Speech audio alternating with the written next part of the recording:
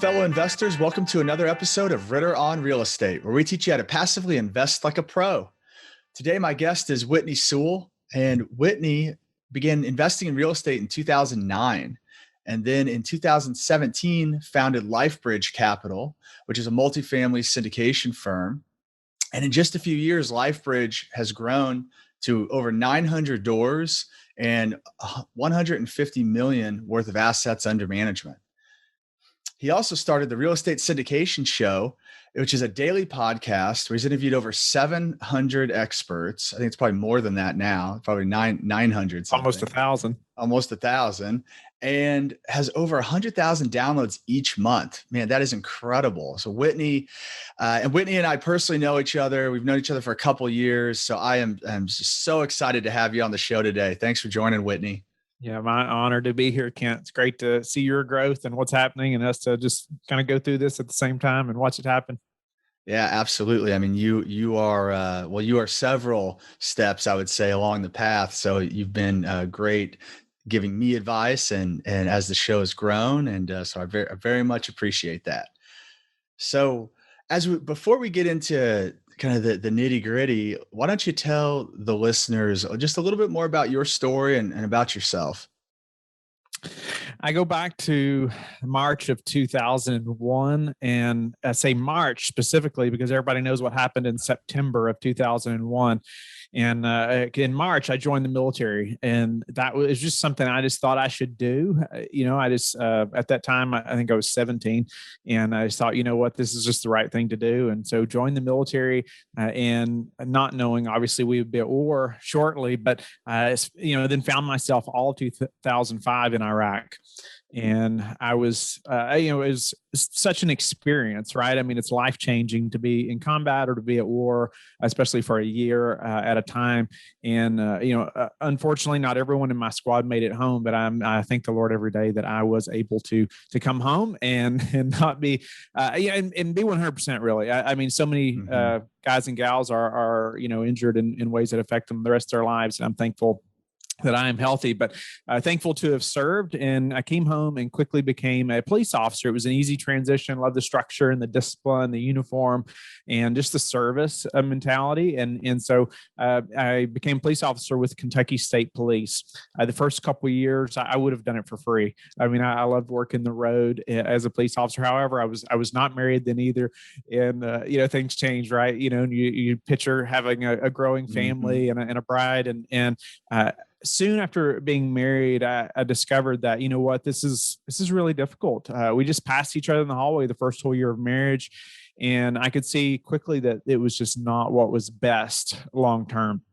And so it made me start to look, right? Think about what other streams of income can I start to have, or what do I do to create more income? Because I noticed guys were retiring after 25 and 30 years, and we're still making about $35,000 to $40,000, as a police officer. And so, I mean, I just couldn't believe it. Like I said, the first couple of years, it just wasn't even on my radar because I enjoyed the job. I would have done it for free nearly. But all of a sudden things change, you get married, you start thinking about a family, and we could see that it was not what was best. So after doing some research, and now, we're in probably 2008, beginning of 2009, I noticed that, not only had like one or two people built wealth in real estate, but hundreds of thousands.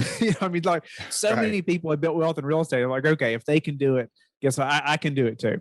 And so we started educating ourselves the best we knew how. I bought a couple triplexes in the local town where we lived, and we learned a lot the hard way. We made a lot of mistakes, numerous things, but you know what? We didn't quit there. Thank the Lord. We did not quit there. I soon became a federal agent. And so that they gave me better pay, better benefits, better schedule, all those things. But it did make us move to Virginia, where we still live now. But kept pursuing real estate and whatnot. I even had another business on the side, and my wife and I had the farm we'd always dreamed of, and it's a whole nother story. But then we decided to that like the farm and other business that I had was never going to be passive. Right. And I'd had some rentals on the side. I had up to a 15 unit at that time as well. And it finally hit me that, you know what, this is it's going to take so many doors to build that level of income, where I can be passive, where I can have that time freedom. The writing was on the wall again. It's like, okay, wait a minute. It's still not going to get us there as fast as I would prefer. And then all of a sudden I learned about the syndication business, and I could not believe that I hadn't known about this so many years earlier. I know. It was like, I know. But the more I learned about the structure and just growing a professional brand and business, and also just working with professionals, that was very attractive to me. I can work with professional investors, I can work with professional management, I can build a professional team, all those things, as opposed to me personally looking for more tenants and toilets, right? In managing that grind myself and trying to scale that and how difficult that is, while I can build a team to do it much, much better, much more efficient, and just do a better job long term, not only for me but for lots of people, so our investors. So then we did jump into the syndication business, and when we decided to do that, we sold our farm, we sold everything, sold the 15 units, just to completely commit to that business. And a very difficult decision for my wife and I, but we knew it was like now or never. Let's just do it, let's rip the Band-Aid off, let's push forward, and that's what we did. Very difficult, a massive sacrifice, and the sacrifice had only begun at that point. Just the time it took for us to do it. It was more than working 2 full-time jobs for like 2 years. Mm-hmm. And so massive time lost with family and the kids and just some hard times, but you know what, we just kept the bigger picture in mind and focused on our goal and eventually reached it. Oh, well, that's an incredible story, Whitney. And now that you've reached this level of success, and you founded Lifebridge Capital, I know that you have just a very unique mission beyond just make money, right? Beyond to make money for investors, which is a great thing to do. You're improving people's lives, but you have another mission that's a little more unique. I wanted to just hit on that. Tell us a little bit about what you guys are doing with Lifebridge. Yeah, thank you for asking that, Kent. And I'll go back a little bit. When we moved to Roanoke, within a week, my wife and I went to this thing that's called Secret Church. It's by a pastor called David Platt. If you look him up, he's pretty easy to find, but just someone we had learned a lot from and followed. And when we moved here, we went to this thing, and he was talking about caring for orphans and widows and how they had adopted maybe one child at that time. They've done numerous now, but ultimately he opened our eyes to not only the expense of adoption, which is like 40 to 60 grand, unfortunately, to be able to bring a child home to adoption. It's very unfortunate, but there are things that have to be paid for and make sure it's done legally, all those things. But also the need, of 140 to 160 million orphans in the world. Many of these children are dying from things like diarrhea that we can cure with $1, mm-hmm. And so just that need alone, on our way home, my wife and I, Chelsea, we had never discussed adoption before, and really we're really newly married still. Maybe a couple of 3 years into marriage at this time. And the biggest question that came to our mind then was, why would we not? Like, why would we not adopt? Why should we? But why would we not? And so It seemed that simple. The Lord just really guided us to doing that. And we felt just confident in pursuing that. And within a week, we turned in our application to adopt from Ethiopia. And 2 years to the month. It's a very long, drawn-out roller coaster of a process, but very worthwhile. 2 years later, our first son, Samuel, came home to adoption. 9 to 10 months later, our second son, Elijah, came home to adoption. And then our daughter now, who came home to adoption as well, is about 20 months old. So, we're very familiar with the adoption process, and it's just something we're very passionate about, but also now helping other families, because that financial burden is more than enough to keep most families from pursuing bringing their child home through adoption. Yeah. And so we have calls with families often that just want to ask us about the process and our experience, and we share with them those things, and they say, Whitney, that's more than I'm making a year. How can we do that? And so that pushed Chelsea and I to begin the Lifebridge Foundation, and the Lord's just really blessed that. We've committed half of our personal profits to that, and other people are donating as well, and where we can help families financially, with that financial burden, so they commit to bringing their child home. And so we're providing matching grants, to families that apply and things like that. So they'll commit to bringing that child home. Man, that's incredible. You're having such an impact on on so many people through this. So, I mean, I really commend you for doing that and taking, I mean, I'm sure that's not easy to set up. I mean, you mentioned how much work goes into the syndication business and you're setting up another foundation on the side and giving so much of your time to do that. So that's just a fantastic mission. And thank you for doing that. You're welcome. Thank you. Yeah. And so coming back to the multifamily side, you mentioned your story, your growth into multifamily. I think that's kind of a similar path that a lot of us take, right? You're just like, on my own, the number of doors that I would have to build up to reach the level of financial security I would want is just, it's just way more than is practical to do one door at a time, or even four, 8 doors at a time. Right. And so you reach this point where you say, okay, I want to go after a larger multifamily. You discover syndication.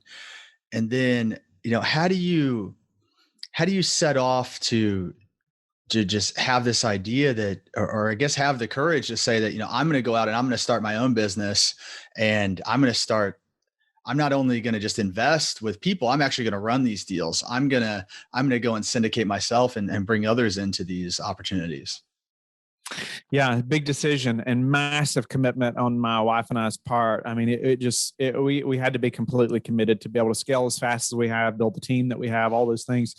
But when we sold the farm, it was really, I mean, it just took that level of commitment, right? And it's like burning that bridge. I was passionate about training and riding horses, and had a really growing business and brand doing that. And most people in the industry do not know that side of, of me, but we're selling horses for more money than I ever imagined. But however, I mean, I was traveling and doing clinics all over the country, teaching lots of people, how to work with their horses successfully. However, I realized that it was never going to be passive. Right. It was always going to have to be me. Sure. And so I knew there was an opportunity in real estate. And so many people had done it. I'm like, okay, I can do it too. But what I did was started traveling to conferences and started meeting lots of people that were syndicating deals. They were buying 100 and 200 unit complexes, and they really hadn't been in real estate very long, and when I say very long, like 1 to 2 years. And again, I'm like, okay, if they can do it, guess what? I can do it too. And what I just try to always remember, and it's funny that this comes up because I just made just a short quote about this yesterday online, was, don't tell me how hard it's going to be. Like, tell me where to get started. And that's what I try to keep in mind. Like, just tell me where to get started. Like, let's just get the ball rolling. The faster we get started, the faster we learn, the faster we improve our processes, the faster we reach our goals, right? Even if it means failing a few times along the way, some of that's going to happen no matter what. And let's do it fast and let's improve, right? And move forward. Yeah. So that's what we had to do. And at that time, it was like, okay, large multifamily, I can see the benefits of scaling fast, helping others, through syndication. And so let's just do it. Let's make it. It's now or never. The sooner, the better. And so we did. We jumped in, started traveling, networking as hard as I could go, like probably two conferences nearly every month in different parts of the country. So flying somewhere while doing a daily podcast, while doing our third adoption, while moving twice in the process, just growing family. It was, to say the least, it was quite insane. But yes. The Lord just sustained us, and we're thankfully we made it to the other side. That's awesome, man. I appreciate your level of commitment and your willingness to just, like you said, just move forward, just take the leap and just go. I think so many of us sit on that precipice of, should I do it? There's so many risks, the things that hold us back, those limiting beliefs. And it sounds like we're just crushing through those. I mean, wall after wall after wall, and just to be able to get to where you are today. So I think it's an inspiring story, Whitney. I think you're blowing away a lot of people's limiting beliefs right now, that they've just got too much going on, right? It's not the right time. And I think it's just never the right time, right? You've just got to, such an excuse. You just got to get started. Yeah. And everybody's heard this, but it's so true. Everybody has the same 24 hours in a day. It's all about where you spend your time, how you justify the most important tasks that you're working on, and building your team, around that to help you get those things done. So it's not rocket science, but it is a matter of being self-disciplined. Absolutely. I love that message. So getting into your business. So you live in Virginia, but you're investing on the other side of the country, right? So where are you focusing your investments? So Colorado specifically, but Colorado Springs is where the majority of our units are, about 750 units there. Then we have 172 in Idaho as well. And actually we just got a contract yesterday on another project there. By the time this comes out, it would be fine to talk about. But we're growing in both of those markets. Like I'm sure you're going to ask a lot of people say, well, why all the way across the country? There's plenty of great markets on the East Coast. The Southeast obviously is very competitive. It's where a lot of investors, a lot of syndicators are operators, and they're focusing heavily there. Even, they're in California, focusing in Atlanta, Jacksonville, Florida, and, all those places. So, one thing that happened though a few years ago was I met my business partner in Sam Rust, and so amazing guy. It's an amazing story how we met. I've been praying. I'll just share a little bit, and you're welcome to ask about it. But I've been praying for a business partner for a long time, and lots of people had asked me to partner. They knew I could raise a lot of capital. Obviously, that was inviting they wanted to partner so they could close deals and me raise a lot of money, but. I had spent so much time and money and energy on building those investor relationships and having that just trust with my investor base. The last thing I want to do is partner with the wrong person, right? So I said no, to all those people, even knowing, yes, I could have done probably more deals faster, could have made some money. It wasn't worth it, right, in the long run. So we said no, but finally met Sam at a conference, and it's a long, amazing story. But it was obvious that he had skills that I didn't have, and I had skills that he didn't have. He was somebody that, that just believed the way I believed a lot about many things, including family and faith and just things that are very important to us. But just also, even to other levels of how we treat employees and how we grow a brand and how we function, and how we put investors first, all those things.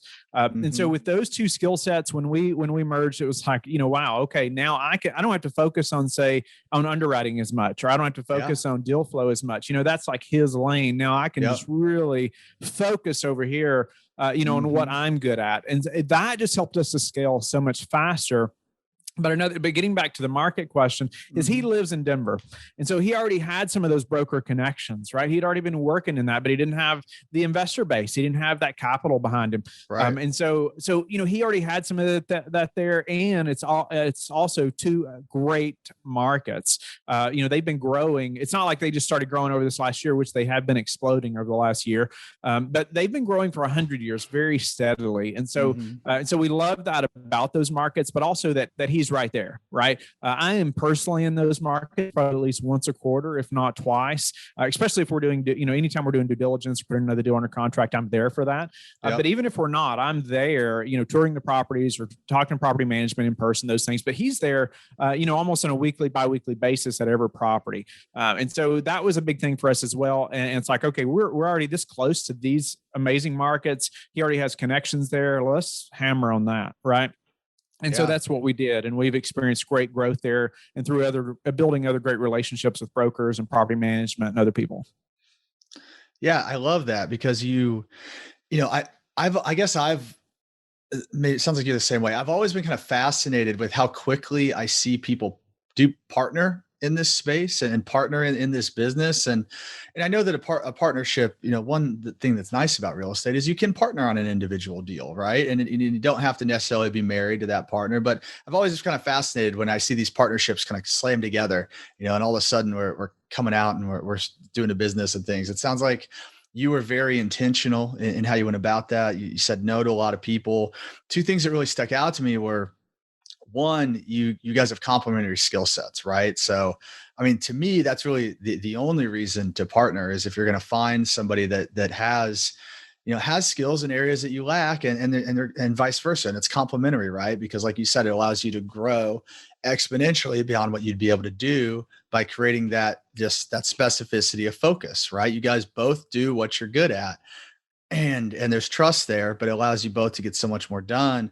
But also you said that your core values align, right? You guys are on the same wavelength. You guys, you look at family and faith and all these different things the same way. And I think that's so critical. I think that you have to think of partnership in that way, kind of going back to the analogy, like a marriage, right? You're not going to marry somebody where you have different belief systems in place and different goals and things you want to achieve. Well, I mean, same thing with a partner, right? So I appreciate the intentional approach that you took to get there. And obviously the results are showing themselves. Well, what you believe at your core, it's like, is what you believe in business important? Well, of course it is. But however, what you believe at your core shapes how you operate your business and how you present yourself, how you work and prefer others, right? Over yourself, all those things. And that's why, like, ultimately in the very beginning, that was much more important to me. And to share it a little bit more, we were sitting at a large table couple nights with a large group of people at a conference. I'd never met him before. Maybe somebody introduced us earlier that day, a mutual acquaintance. And I heard him talking about his faith and his family and things he had done in real estate. And I could tell he was a very intelligent guy. And I thought, okay, we have a lot in common, but a lot of complementary skills. So, the last night of the conference, I just pulled him aside and I just said, Sam, we don't know each other, obviously, at all. But we've had a few conversations and, we've been praying about a partner for a long time. And you seem to fit the bill. I just made it very clear up front that I wanted, if you're open to a partnership, I'm willing to discuss it. It doesn't mean we're going to partner, but right. I would like to get to know you better. Okay. And so he and his wife and me and my wife, Chelsea, we had numerous Zoom calls for hours, like over the next few weeks. And then I actually went back to his house and stayed with he and his family for 3 or 4 days.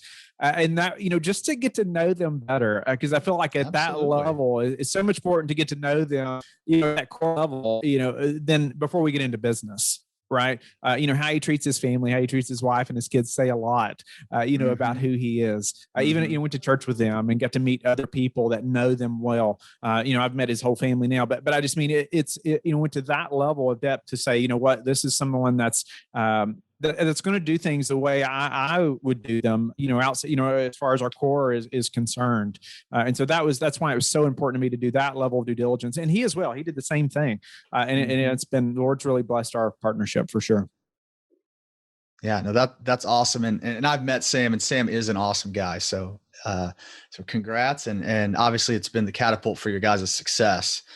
So So you guys are crushing it right now out in Colorado and Boise. You've grown to 900 units. Sounds like soon you'll be hitting over that 1,000 mark. I mean, just incredible growth. What is it that, I guess as framing this, as we've come through the pandemic now, or maybe hopefully at the tail end, and we're in a different world than we were a year ago or even before.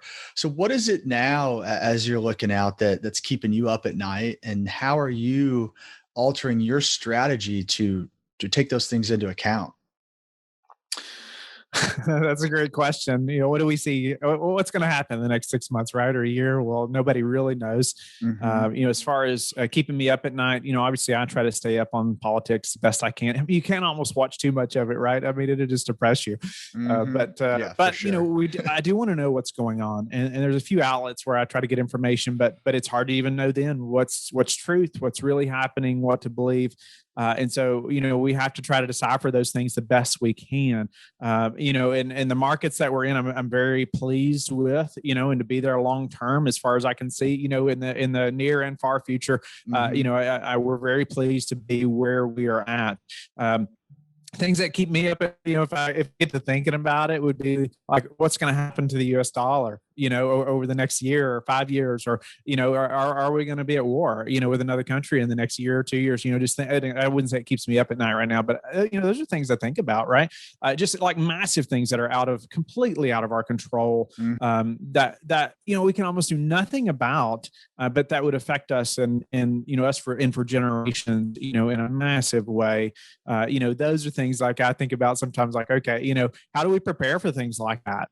Those would be the things that I would be thinking about that might keep me awake a little bit, but not yet. But I do want to educate myself about those things, what's happened in the past, right? And look what's happening right now. But as far as multifamily and real estate, I mean, I still don't know a better asset or better thing to invest in, right, than owning that physical piece of real estate. Whatever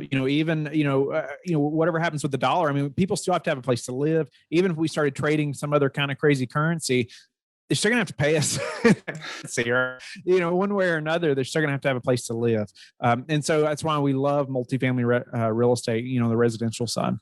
Yeah, that's right. You keep it simple, right? I mean, it's a core human need. everybody, I mean, it sounds silly, but everybody does need a place to live, right? Like, I mean, it can just be that simple. And if you look at the supply demand dynamics in the US, right, we just don't have enough housing. We especially don't have enough affordable housing. So Right. there's just a need out there, and there's a need for people to improve these buildings that have been there for, 50, 60 years at this point, a lot of these properties. And so for folks to come in and clean them up and put some money into them and kind of make them nice and new again, I think there's always going to be a ton of value there. So Yeah. yeah, Now I think very good. you hit the nail on the head too about just the affordability issue. I think there will be an affordability issue even more so probably over the next year to 2 years. And so I think we need to be watching that, as we're buying deals now, we have to be looking at things like that. Like, really, what do we expect the rents to be 2 years from now or 5 years from now? Is this continued growth? Is that really going to happen? Is that really something we should count on? Even things like, still having that long-term fixed rate debt. We do not want to be made to sell 2 years from now, right? Right. It may be a great time to sell. However, we don't want to be made to sell just in case, the market takes a big correction or something, right? Absolutely. So even having massive reserve budgets, I mean, I've just always been a stickler on having big reserve budgets. And so on our show, I always ask, people say our reserves, conservative underwriting, all that stuff. I'm like, tell me what that means. Right. And typically for us, I'm going to say like 6 to 9 months, of expenses, if not more sometimes. Yeah. And so, we were scrutinized some on a deal we did, last year, actually just a few weeks before COVID. I love this example. Other operators invest with us, and some of them like, Whitney, don't you think that hurts investor returns and whatnot? And I was like, maybe just ever so slightly, but you know what? For us to sleep better, it's worth that. Just that little bit of, that little bit of hit on returns, and having that cushion there. Often I hear operators say 1 to 2 months, and I'm just not comfortable with that, especially right now. Right? I mean, we're talking a 200, 300 unit deal. 100,000 could be gone in a hurry. So we're just, and actually after we close that deal, a week later, they shut the country down. And guess what? Everybody's very thankful we have those reserves then, right? Now you look like a genius. That's right. So we still want to look like a genius moving forward, right?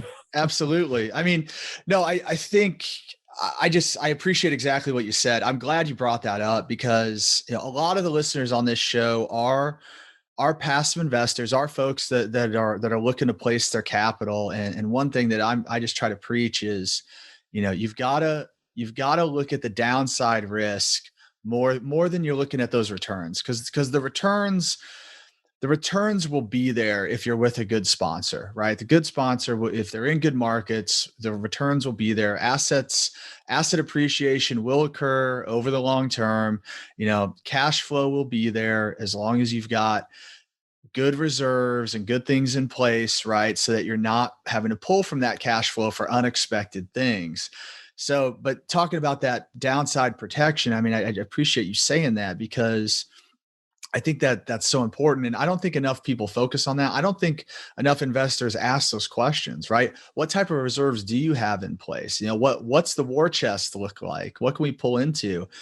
Because what that's preventing is the likelihood for having to do a capital call, right? And having to come back to the investors and say, hey guys, something came up that we didn't account for. We didn't think it was going to happen. And so we actually need more money to keep this thing rolling, right? And that's not a good position for the investor. It's not a good position for the syndicator. It's a situation I've been in as a passive investor, having to put more money in. You kind of have that, man, am I throwing good money after bad kind of feeling here, right?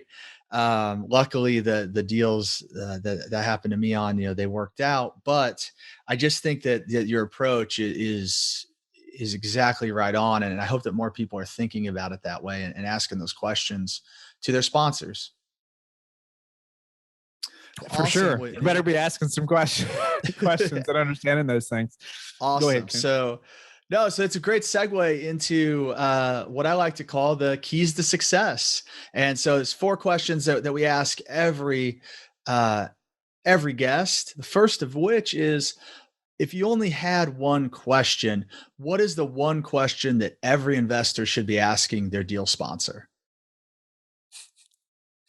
That's difficult. One question can't, I mean, Just one. What's the most important thing? If you're like, you're an investor and you haven't invested with somebody before, like what's the one most important thing you should ask them?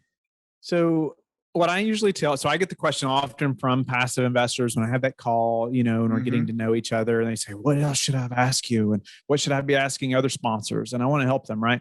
Because you always get the questions about market and the deal and the conservative underwriting, right? All those things that people talk about. But I think before you get to all that, the one thing you need to know and you need to ask about are questions around the operator's character. And so like before investing passively with an operator, like I want to know how they became who they are. And so it's really like, it's difficult things that people have to go through and persevere through and accomplish that mold who they are. Right. And gives them the ability to do hard things, later in life as well. Right. And have that thought process and ability to think during hard times and perform. And so before I get to there's hundreds of questions that you can ask. Right. Of course. But before I get to those, I want to know the operator's character. I want to know how they became who they are. Like tell me, you just ask them, tell me about your background. Where did you come from? What did you do growing up? And obviously you're not probably going to care about what they did in high school, but even there's some things even back then that will tell you about their mindset, of pushing through hard things, and it'd be hard to maybe know about some of those things, but get to know them. So ask a question about how they became who they are, about their character. Yeah. And what I find interesting, because you're right. A lot of the questions that I think like I receive, which similar to you sounds like are about, very technical things, market, deal structure, things like that. But the people that I have on this show, the experts like yourself, consistently say similar things and it's actually a much simpler question. It's just starting with the sponsor, and does the sponsor have good character, right? And so I think when you listen to the experts, I mean, it really gets down to starting with the sponsor, really understanding. I mean, like I love the process that you talked about going through with Sam. I mean, not that you have to go through, not that you're going to go stay at every syndicator's house for 4 days, but at least there was a process to get to know each other, right? And to make sure. Like you got to make sure that your core values are aligning, and kind of like what you said, it's like this idea of like, where did they come from and what makes them who they are today? And based on those things, are they going to have the competency like to get you there? I like what you said about the ability to get through hard times and make tough decisions. I mean, I'm sure your military background, your police background, all of that background of service is going to condition you to make good decisions in tough environments. So I'm sure that goes along. That's the thought. I mean, obviously you're going to ask about the deal in the market and those things. I think it kind of goes without saying, but I do not get asked enough about, who are you? Like, what are you going to do when things get tough? I mean, doing deals like this, there's going to be times where there's unexpected things happen, right? And maybe not as bad as a pandemic, but it's going to happen. I mean, that's any business, right? Yeah, and so you have to know you're with someone that's going to do right by their investors at that time. That's right. Well, you make money in real estate by solving problems, right? That's right. That's exactly right. That's exactly what we do. So it's how good are you, when it's clutch time, right? It is something that's, I think, extremely important. And how well have you prepared, right, to put you in the right position? So yeah, I appreciate that insight. What are you most proud of in your career? Probably the first thing I think of there, I mean, there's many things we could say. I mean, 100 million last year in real estate, or 1,000 interviews in the last few years on podcast. I mean, all that took lots of dedication. But probably one of the biggest things is gaining back time freedom and being able to leave the W-2 where I can be in charge of my time. So ultimately I have more time with my family, right? That quality time with my children and my wife, where I can say, you know what, I'm going on a date. Like this, I can schedule a date. I can say this many times a month, my wife and I are going to get to go on a date, or I'm going to get these afternoons or even these whole days with my children. I think like you just can't get that time back. And that's probably one of the most things, biggest things that I'm proud of. Came from just it's come from just working so hard I didn't get that for a couple of years. I really had to say no to everything outside of almost business. I mean, I missed every meal, almost every meal, except for Sundays, with the family for, nearly 2 years. And my kids knew that like Sunday was the day Dad was available. So it took that level of commitment. And so getting that back is something I'm very proud of. Yeah, that's awesome, man. You put in the hard work and now you're bearing the fruits of it. So congratulations. Thank you. What book should everybody be reading? Well, business or just any, or anything you like, anything you like. I think the Bible can teach you everything you need to know. And I think you should spend time in God's word every morning. If you want to, second to that, I think it's like self-improvement, and learning, self-discipline, things like that are things that like no one can take from you. And even if you lose everything, let's say your business just completely flops. Well, the skill sets, guess what, that you've learned, you still have. Right. So you can go do it again. And you see even some of the biggest and most successful entrepreneurs today, some of them have like filed bankruptcy numerous times. Right. And I'm not saying you have to do that to make it big, but, and you hope that never happens. Right. However, guess what? They develop skill sets. And so that way they could only improve. They pick themselves up and they kept going. So to get to one book, I actually have it right here, is The Power of Self-Discipline by Brian Tracy. And there's so many books about self-discipline, and there's so many, self-help things. However, if you don't have the self-discipline to execute on those things, what do you expect to happen, right? If you don't have the self-discipline to get out of bed every morning, you're not going to go very far, right? So I just think working on self-discipline, and to me, is a big deal. Just continuously working on self-discipline and how to improve, personally. And so no matter what happens, guess what? More times than not, you'll be able to pick yourself up and do even better the next time. Yeah, that's a great message. So, Power of Self-Discipline by Brian Tracy. No excuses. Another one that I have here is called The Road Less Stupid. I would also recommend that book. I like that. I've heard of that one. I'll have to check that out. And then lastly, what is your number one key to success?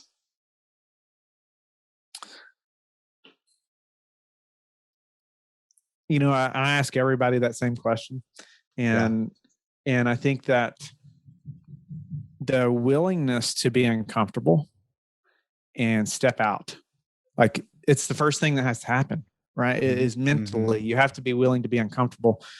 And because if you're not, you're going to stay where you're at and you're afraid of change, and it's just never going to happen for you, right? You can't improve because you're afraid of failure. So you never step out there. So I think the number one key is changing your mind to, look for those things, to say, what? Oh, I feel some fear there. I'm going to push through it. Like, let's just go do it because I see the fear. I see the fear coming. Let's just go towards it. Right. I'm in a group called C12, and they call it Buffalo culture. And it's like Buffalo, they like charge the storm, and so I love that mindset of like charging the storm. Yeah, I love that. Right. All the growth happens outside of your comfort zone. So Whitney, if folks want to get in touch with you, how can they reach you to learn more about what you're doing? Lifebridgecapital.com. We have numerous white papers there on passive investing and different things that will help you, get into this space and grow your wealth successfully through syndication. You can email me, Whitney at lifebridgecapital.com. Obviously, you can sign up on our contact us page. You can also call or text me at 540-585-4338. Our team will reach out to you or schedule a call, but you're welcome to call me anytime you want. Awesome. Well, Whitney, thanks for coming on the show today. Thanks for bringing so much value to all the listeners, and hope you have a great rest of the day. My pleasure. Thank you, Kent.